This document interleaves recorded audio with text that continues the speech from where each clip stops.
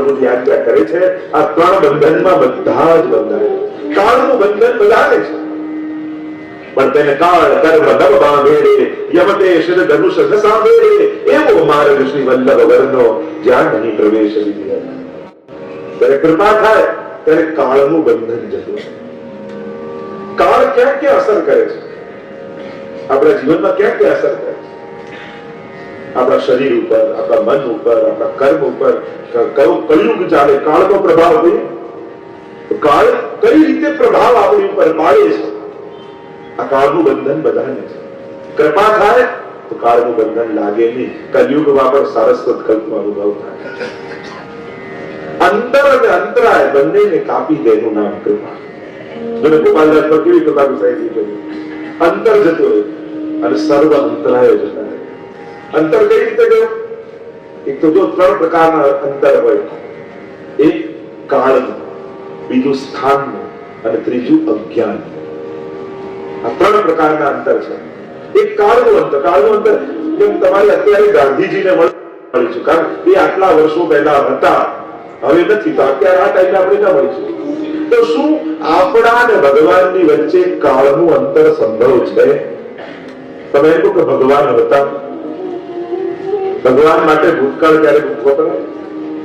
આપણે બધા જાણીએ કે ભગવાન છે, એટલે આપણા અને ઠાકોરજીની વચ્ચે કાળનું અંતર સંભવ છે. બીજું છે સ્થાનનું અંતર.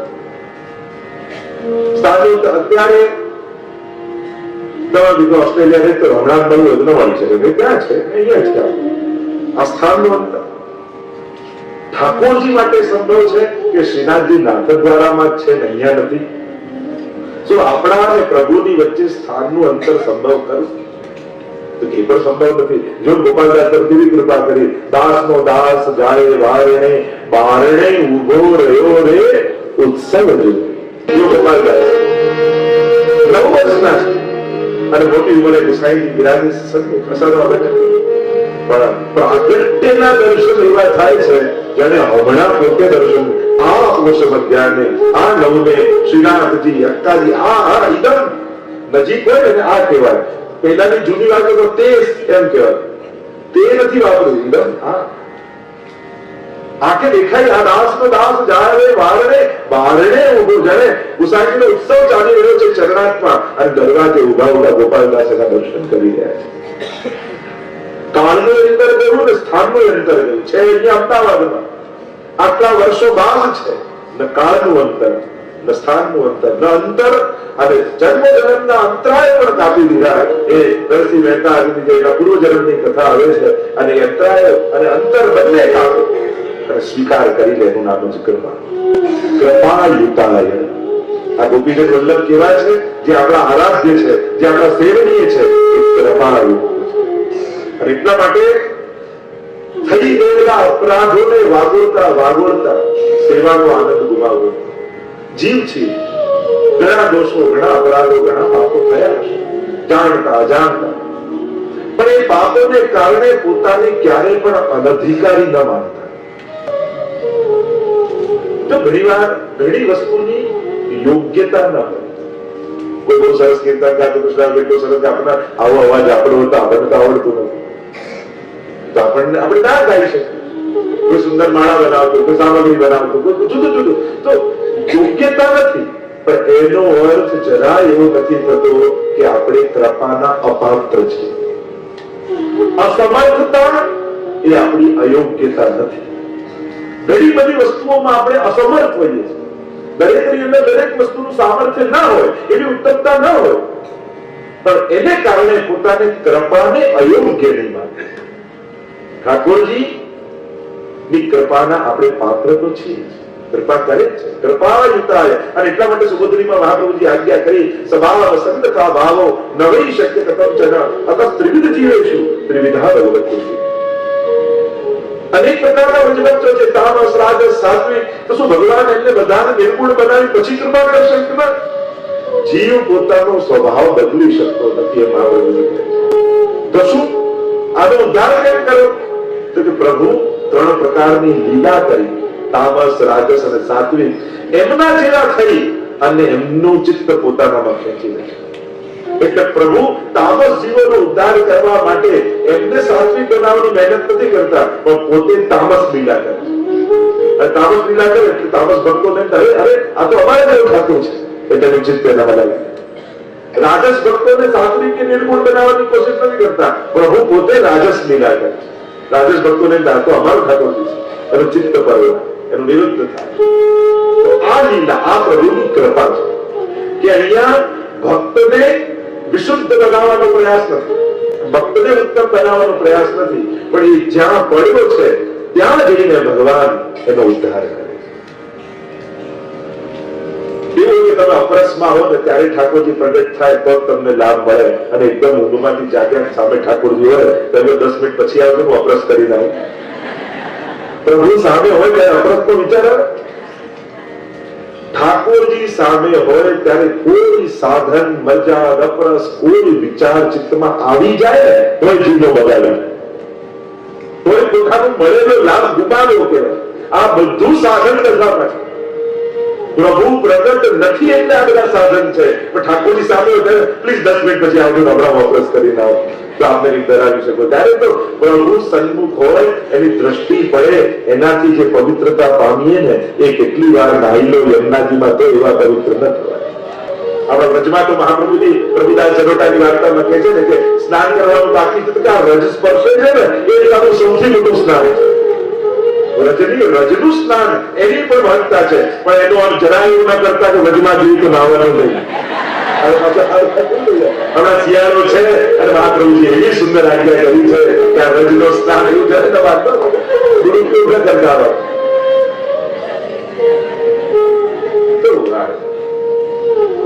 આ બધા સાધનો ત્યાં સુધી જ છે. તો કૃપા યુક્તાય પ્રભુ તો કૃપા કરે છે ભક્ત જ્યાં છે એ અવસ્થામાં પહોંચી. અને જેમ પીએચડી કરેલી માં હોય બહુ જ ભણેલી હોય પણ નાનું બાળક એને થયું અને હજી બોલતા શીખી રહ્યું છે તો એની જોડે વાત કરવા માટે એ ટોટલું બોલે. કોઈ આવીને કે ઘરે તમે આટલા ભણેલા આવું બોલો સારું લાગે છે, અને સારું લાગે એની બાજુમાં મારો દીકરો જે ભાષા સમજે એ ન બોલું તો હું માં કેવી. અહીંયા આજે મારે જોયું મારું ભણતર બતાવવું છે કે ડિગ્રી બતાવી હું પીએચડી આટલા વિષયમાં પીએચડી કરે આવી પ્રોફેસર. અરે મારે તો મારી ભાષા મારો ભાવ મારી લાગણી મારા બાળક સુધી પહોંચે ને સોધી જ્ઞાન વધેરો મારું તો એ જ સૌથી મોટું જ્ઞાન. એમ બધા શાસ્ત્રો ભણી લઈએ બધું યાદ કરી લઈએ પણ પ્રભુ બાળક બનીને સામે આવે ત્યારે જો તોતલું બોલતા ન આવડ્યું તો આ બધું જ્ઞાન ભાર બની જાય, પછી બધું નકામું થઈ જાય. એની જોડે તમારી લાગણી કોમ્યુનિકેટ શેર ન કરી શકો, તમારી ભાવનાઓ અભિવ્યક્ત ન કરી શકો. આ બધા કીર્તન શ્લોક પાઠ આપણું શું છે? આપણી ભાવનાઓની અભિવ્યક્તિ કરીએ છીએ. આપણી ભાષા લૌકિક છે, આપણા વિચાર લૌકિક છે, એટલે આવા અલૌકિક જનોની વાણીનો આશ્રય કરીએ છીએ. કે આચાર્યોની વાણી લઈએ, ભગવદીઓની વાણી લઈએ કે જેમાં પરમ અલૌકિકતા સમાહિત છે એટલા માટે. બાકી તમારી નિજતા પણ વિશેષતા રાખે છે. તમારું નાનું બાળક હોય અને તમને એમ લાગે મારું ગળું બહુ બેસુરું છે, લાવ ને લતા મંગેશકરની સીડી વગાડું તને ઊંઘ આવે. એ તો ભલે બેસુરી માં હોય પણ એનો અવાજ સાંભળીને સુવે કારણ કે એનું બાળક છે. એમ તમારા એ લાલન તમારો અવાજ એને સૌથી વધારે પ્રિય છે, તમારી સામગ્રી એને ખૂબ ભાવે છે. તમને ગમે દુનિયા બને એ માપદંડથી જોમતી હોય, ઠાકોરજી એ રીતે નથી જોતા. ઠાકોરજી સ્વાદથી સામગ્રી નથી પરખતા, તમારા ભાવથી પરખે છે. એટલે કે તમને કોમ્પિટિશનમાં મોકલવા છે કે ચલો માસ્ટર શેફ ની કોમ્પિટિશન હોય જો એ જીતે અને એને જ સામગ્રી એના હાથની દારૂ એવું ઠાકોરજી કરે જરાય નહીં. ક્યાંય જે મ્યુઝિકની કોમ્પિટિશન જીતીને આવે એના જ તો કીર્તન સાંભળવું એવું નથી.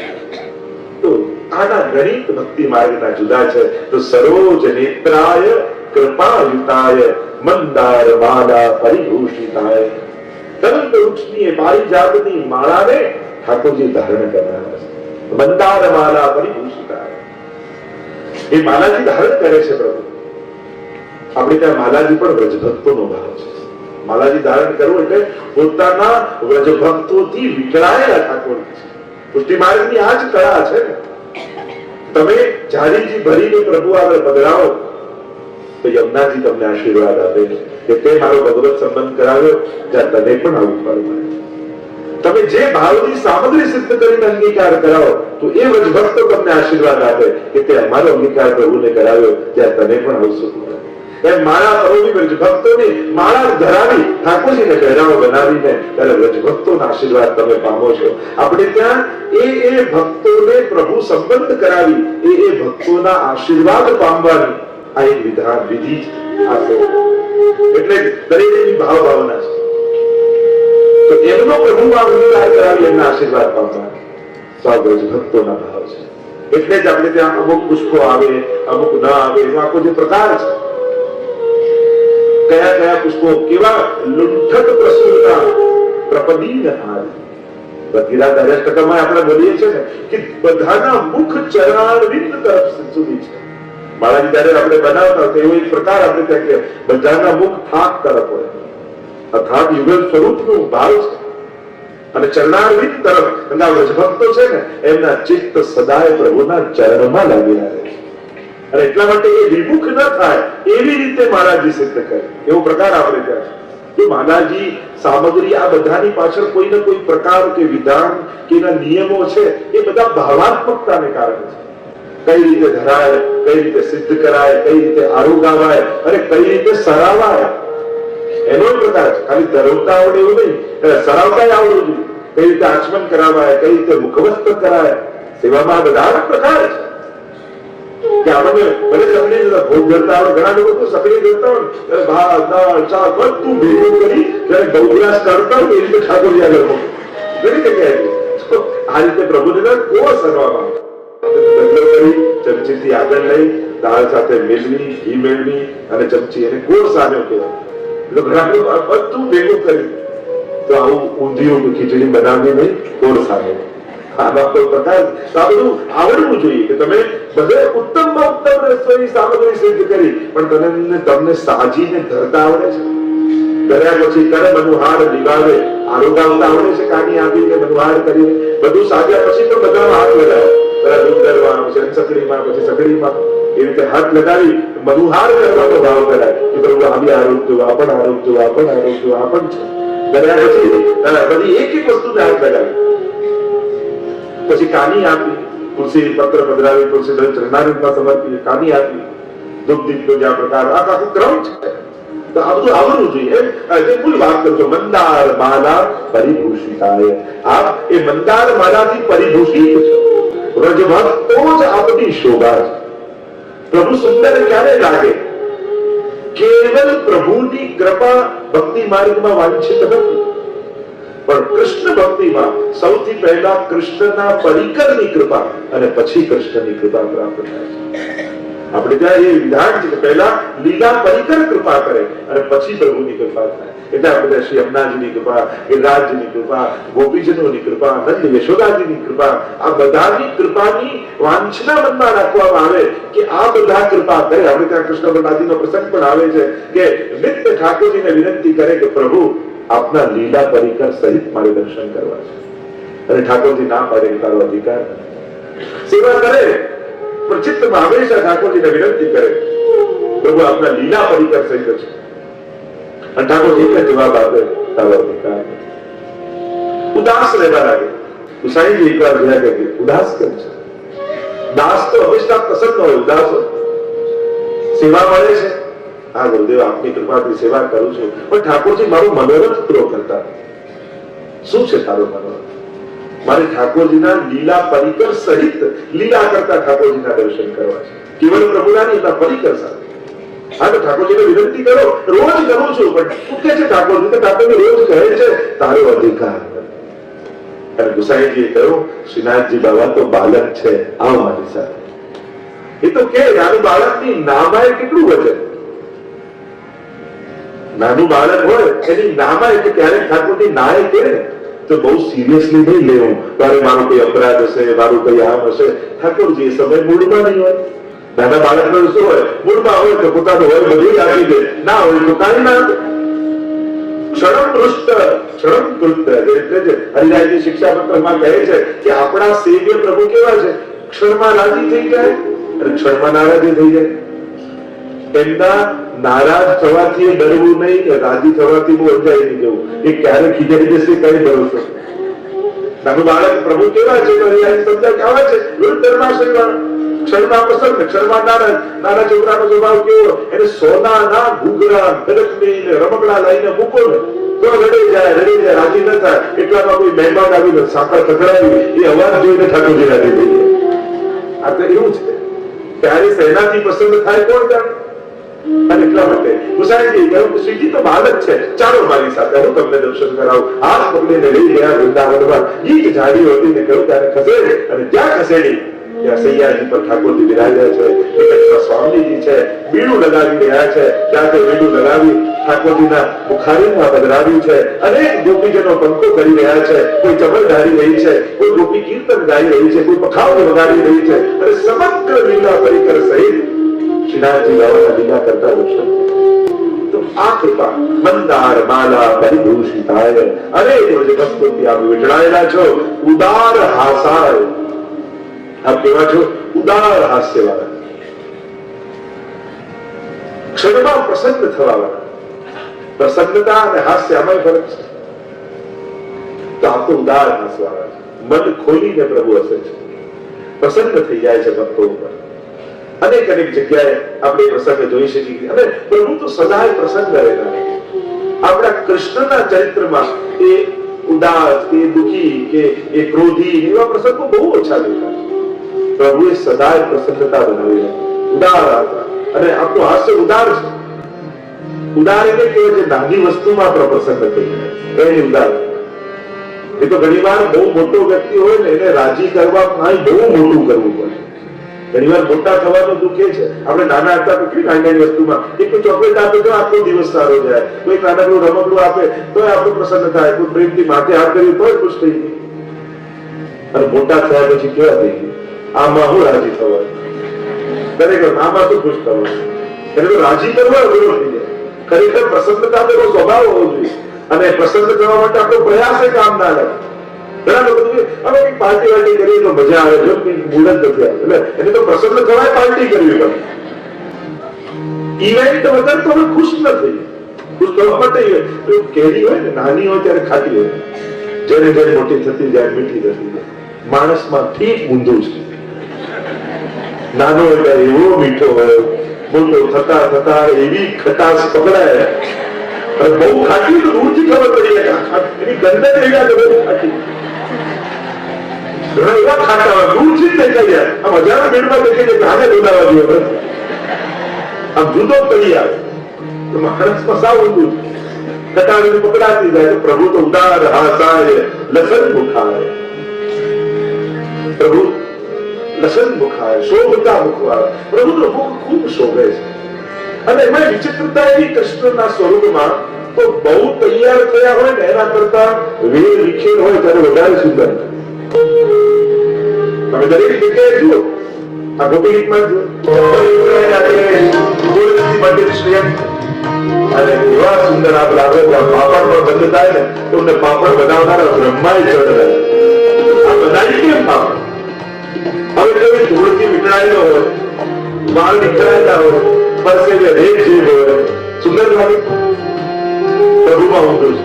અસ્ત વ્યસ્ત હોય ને ત્યારે પ્રભુ વધારે વિષ્ણુજીની સ્તુતિમાં પણ કહ્યું યુધિતુર ગયજો વિલુપ્ર વિષ્ણુ ક્વચલિત શ્રવવાદનં કૃતા. પ્રભુ યુદ્ધમાં ઘોડાઓની લગામ ખેંચીને રથને આમ તેમ લઈ જતા કેવા ઘોડાઓની ખુરરથથી આખા મંડિતા થયા છો. પરસેવે શ્રમવારી અનંતતા છે. શ્રમવારી પરસેવો રે જે પાપ થઈ રહ્યા છે. ત્યાં યુદ્ધના મેદાનમાં કોણ પંખો કરનારો છે? વાળ વિખરાયેલા છે. પણ એવા સ્વરૂપમાં આપ એવા શોભો છો કે મારી રતિ મતિ અને ગતિ કેવલ આપના એવા પ્રભુ. જ્યારે જ્યારે પ્રભુ આ બધી લીલાઓ કરે છે ત્યારે પ્રભુ વધારે સુંદર લાગે. ત્યારે ગોપાલદાસ આખું એવા પ્રભુ સુંદર લાગે. જયારે તુલસી મંદિર થયા હોય રોચન ગૃહે ગરુડે પ્રગટ મુખનો કરત ત્રિભુવન કમલમ કમાલ વર્ણમ રવિકર ગૌરવરાંબરમ વપુર લકતુલા વૃતાનનાથમ જય સખી રતિરસ્તુ મેનવતુ. એવા આપ જેમ એવા મુખારવિંદ વાળા એવા સુંદર રાધો છો પ્રભુ. એવા અનેક અનેક ભાગવતજીમાં તો જો મુખારવિંદ શોભિત મુખાર શોભિત કરણ અવનીત લીએ અનેક અનેક પદોમાં અને અનેક અનેક કીર્તન સાહિત્યમાં યા ગ્રંથ સાહિત્યમાં સ્તુતિઓમાં પ્રભુના મુખારવિંદ માટે તો કેટલું કહેવાય. વક્त्रं व्रजेन सुतयोरनुवेण दुष्टं या अक्षरवतां फलविदं न परं विदामः सख्यः पशुधनु निवेशयतो वयस्यै वक्त्रं व्रजेन सुतयोरनुवेण दुष्टं देवादितमनुरक्त कटाक्ष मोक्ष. ગણોગીરી માટે ગોપીઓ કહે આપના મુખારવિંદના દર્શન કરતા અમને એમ થયું આંખોનું ફળ જાણે અમને અક્ષરવતાં ફલવિદં. આજે સમજાયું કે પ્રભુએ આંખો આપીને અમારા પર કેટલો મોટો ઉપકાર કર્યો છે. તમે આમ જોતા હો ત્યારે તમને ક્યારે એવું લાગ્યું કે સારું થયું મને આંખો? એવું ક્યારે પ્રભુના દર્શન કરતા સવારે આંખ ખુલે સામે શ્રીનાથજી બાબાનું ચિત્ર હોય ત્યારે આવો વિચાર ક્યારે આવ્યો સારું થયું ઠાકોરજી મને આંખો આપ્યો. તો પ્રભુ આવા સુંદર મુખારવિંદના મને દર્શન ત્યારે પોતાના સૌભાગ્ય ઉપર આપણને થાય કે અક્ષરવતાં ફલવિદં. આ આખું ફળ મને મળ્યું, સાર મને મળ્યો છે. અનેક જગ્યાએ ચર્ચાઓ મુખારવિંદની કરી, દરેક સ્તુતિઓમાં લગભગ ભગવત મુખારવિંદ પર ચર્ચા કરી છે. અહીંયા કહે ઉદાર હાસાય રસન્મુખાય નમોસ્તુ ગોપી જનવલ્લભાય એમ કહીને દ્વિતીય શ્લોકમાં આ પ્રભુજી ગાન કરતા બોલ્યા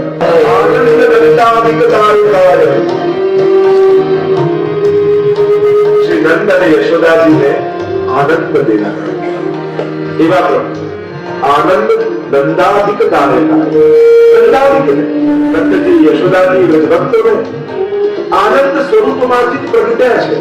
આનંદની ભૂમિ છે અને આનંદનું દાન કરવા માટે ઠાકોરજી પધાર્યા છે. દરેકમાં આપણે ત્યાં ચર્ચા એવી આવે છે નંદ બાબા યશોદાજી એવું કયું સુકૃત કર્યું કે જેથી સ્વયં પ્રભુ એમને ત્યાં પધાર્યા છે. ત્યારે પૂછ્યું અને પૂર્વ જન્મની પણ કથા કહી કે પહેલા આ હતા અને પછી માંગ્યું કે અમને ભગવાન જેવો પુત્ર મળે છે. ભગવાન જેવું બીજું કોણ? પ્રભુએ વિચાર કર્યો કે મારા જેવું કોણ, મારા સમદર્શ મારા જેવું કોણ? ત્યારે વિચાર કર્યો કે મારા જેવું તો બીજું કોઈ નથી. એટલે પ્રભુ પોતે જ પધાર્યા છે. તે આનંદનું દાન આપવા માટે, કર્મોના ફળ આપવા માટે પ્રભુ નથી પધાર્યા. નહીં તો સુખ આપે. પ્રભુએ સુખ ના આપ્યું, આનંદ આપ્યો છે. સુખ એ કર્મોનું ફળ છે, આનંદ તો કેવલ ને કેવલ કૃપાનું જ ફળ હોય છે. તમે સંસારના સુખ ભોગવો ને ત્યારે એમ કહેજો કોઈ સારા કર્મો કર્યા છે, પણ કઈ ભક્તિ કરો, મનોરથ કરો, સેવા કરો ને આનંદ આવે ત્યારે હંમેશા એમ કેવું કે ઠાકોરજી કૃપા કરીને લાભ આપ્યો. કારણ કે આ બધા કર્મોના ફળ નથી. કોઈ દુનિયામાં એવું લૌકિક કર્મ નથી યા કોઈ એવો ધર્મ નથી જે ભગવાનને આપણને વશ કરી આપે.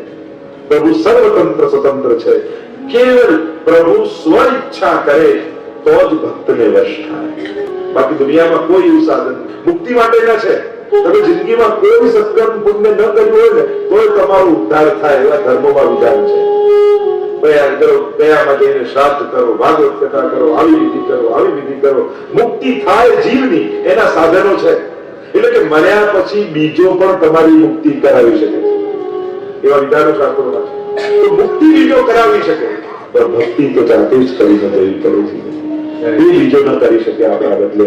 અને એટલા માટે આ આનંદનું દાન આપવા માટે, એટલે તો જ્યારે આપણે કહીએ છીએ તો નંદાદિકોને આનંદ આપવા માટે તો નથી યશોદા ઉત્સવ કહેતા, નથી ભક્ત ઉત્સવ કહેતા, નથી ગોપી ઉત્સવ કહેતા, નથી સખા ઉત્સવ. આપણે શું કહીએ? નંદ આને શું કહેવાય? નંદ મહોત્સવ. નંદ એટલે આનંદ. નંદનો અર્થ જ થાય આનંદ. અને આનંદનો ઉત્સવ છે.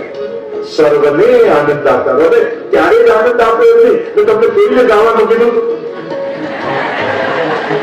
કેવા કાનમાં આવીએ તો વિચાર કરો. આજે આટલા હજારો વર્ષ બાદ પણ જે આનંદ આપી શકતું હોય તેવા વ્રજભક્તોને કેવો આનંદ દાન આપવો. વિચાર કરે. તો નંદાદિક ને આનંદ આપવા માટે પ્રભુ પધાર્યા છે. કેવલ આનંદનું દાન, બીજું કોઈ પ્રયોજન અહીંયા નથી. તો આનંદ નંદાદિક દાયકાય, એમને આનંદ આપનારા છે. અને એટલા માટે તો અમારા ભગવતીઓ પણ એને ધન્ય કહે, ધન્ય યશોદા ભાગ્ય ત્યારે. આ તારી ધન્ય, આપણે ત્યાં આટલા લોકોને ધન્ય કહે છે. આપણે ત્યાં હરિણીઓને ધન્ય વેણો બિલમાં ગયા, ધન્યાસ્તુ પૂર્ણ બતયો કે હરિને એતા અંગને ઠાકોરના દર્શન કરી. આપણે ત્યાં ધન્ય યમુનાજીને ગયા, ધન્ય શ્રી યમને નિધિ દઈ. આપણે ત્યાં ધન્ય ભક્તોને ગયા, ધન્ય ધન્ય વાગ દાસ નિધિ જન કે જો યહ દર્શન પામે. અને આપણે ત્યાં ધન્ય યશોદાને ગયા કે આ ત્રિલોકનો નાથ એ ધર્મવાદી બહાદુરજી માટે પણ અગોચર છે. એ તારા ઘરે તારા પુત્ર બનીને આવ્યા. ધન્ય યશોદા ભાગ્ય ત્યારે જી એસો સુખ જાય. કેવું પણ જાગે દરસ પરસ સુખ ઉપજે. જેને જોતા સર્વને આનંદ થઈ જાય. એ સુખ એટલે આનંદ, અલૌકિક સુખની વાત. એને જોતા એ સ્પર્શતા કેવો આનંદ વ્યાપી ગયો છે બ્રજમાં. તથા આનંદ નદીને સર્વ સમૃદ્ધિ, સર્વની અંદર આનંદ રૂપે વ્યાપી ગયો એવો બાળક કરે. આનંદ નંદાદિક દાયકાય. આ આનંદનું દાન બ્રજ ભયો વહેલો કે જબ ये बात सुनी आनंद में सब लोग गावत गणित तुम. અને ત્યાં વર્ણન સુધારજી તો કરે છે કે કેવો આનંદ બ્રજમાં વ્યાપ્યો. સર્વને એ નંદ હોય, યશોદાજી હોય, કથાઓ હોય, સખીઓ હોય, એ પશુઓ હોય, પંખીઓ હોય, બ્રજનો કણ કણ આનંદિત થઈ ગયો. અને આનંદનું દાન આપવા માટે વર્ણન કરતા કરતા જયારે ગોપીઓના ઘરના આનંદનું વર્ણન સુધારજી કરવા લાગ્યા ત્યારે મહાપ્રભુજીએ કહ્યું સુર સુર સબકી ગતિ જીજ હરિચરણ બજે. એમ કરીને કીર્તનને વિરામ કર્યું. જેને જેને પ્રભુના ચરણને સેવ્યા છે બધાની આ જ ગતિ થવા. પ્રભુ સર્વને આનંદ આપનારા છે. અપેક્ષા ન હોય ત્યારે જે મળે એનું નામ આનંદ, અને આશા રાખીને જે મળે એનું નામ સુખ. સીધી ભાષામાં સમજાવો તો બાળક જન્મે એને જોઈને જે થાય એ આનંદ, અને મોટા થયા પછી એના પ્રત્યે જે અપેક્ષા રાખી અને પૂરી કરે એનું નામ સુખ. નાનકડું બાળક શું કરે છે? આપણે બધું એનું કરવું પડે તો આપણે કરવું, એનું નામ આનંદ. અને તમારી એની પાસે કોઈ અપેક્ષા ન હોય.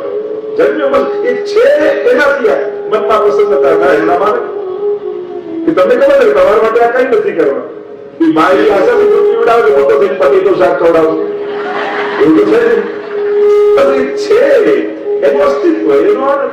મોટો થઈ ગયો, આ નથી કરતો, પેલો નથી કરતો, આવું કર્યું, આ શું કર્યું? આ જ ફરક છે. ભાવનામાં પણ નિર્દોષતા આ જ છે. પ્રભુ પ્રત્યે જો આ ભાવ રાખશો, નાનો બાળક પ્રગટ બાળભાવને યશોદોત્સંગ બાળક પણ કેવું, યશોદાજીની ગોદમાં ખેલતા 6 દિવસના બાળક એને આપણા સેવ્ય બનાવે. તો 6 દિવસના બાળક પાસે કઈ અપેક્ષા રાખે? ઉલટાનું આના માટે હું શું શું કરું એનો વિચાર સતત માના મનમાં ચાલતો હોય છે. બસ આ વિચાર